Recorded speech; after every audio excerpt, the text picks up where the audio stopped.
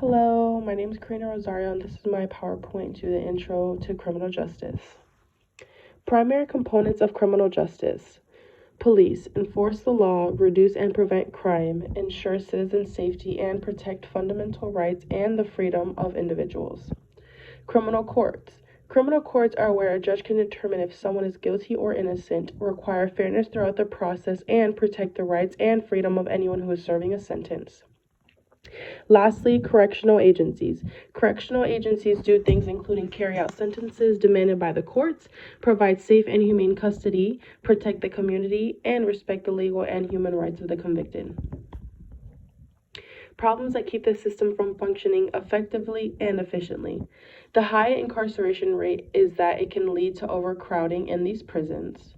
The biggest problem is not how many people are being incarcerated, it is the cost. It was $50 billion per year. And another problem is violence against women, sexual and physical assault. And a lot of these situations go unheard of because women are so afraid to speak up about these kind of situations. So that's something that needs to be worked on. Federal Uniform Crime Reporting Program. It is a statistical reporting program run by the FBI's Criminal Justice Information Services, known as the CJIS. And the purpose of it is it publishes crime in the United States, which provides the annual summation of the incidents and rates of the reported crimes. Present-day criminal justice traditions and practices with their historical precedents and beginnings. Towards the end of the 17th century, William Penn began to promote reform, which is aimed at attempting to fix errors in the criminal justice system. After the American Revolution, the U.S. Constitution was established, and it guaranteed freedom and rights that never existed back in the colonial days. Due to this, it was a fresh and new start to get those guidelines and procedures that we have set forth today.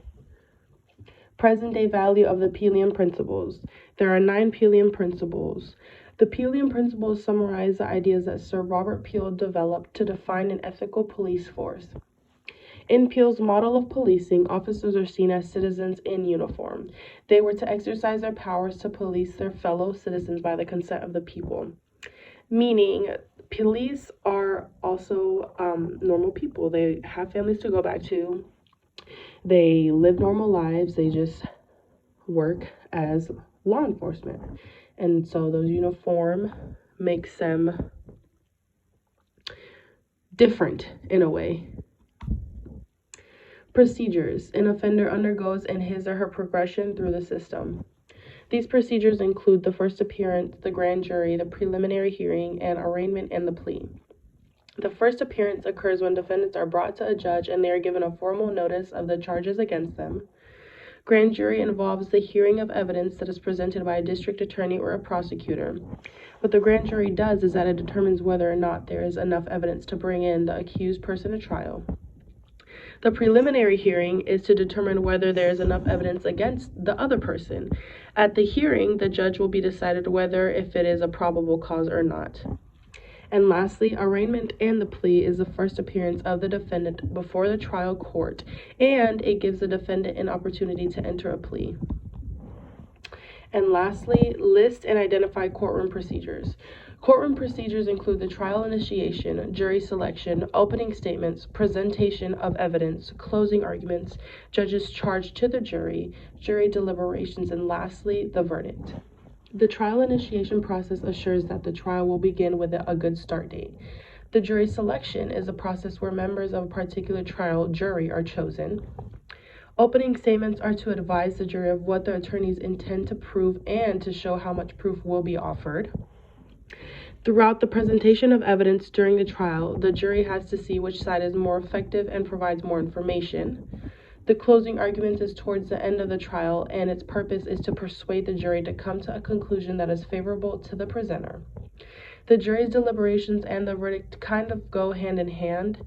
The deliberations are where the judges all speak in a private area and come to an agreement on what the verdict should be. The verdict is the decision that they all come up with towards the end. And that is all for my presentation / PowerPoint.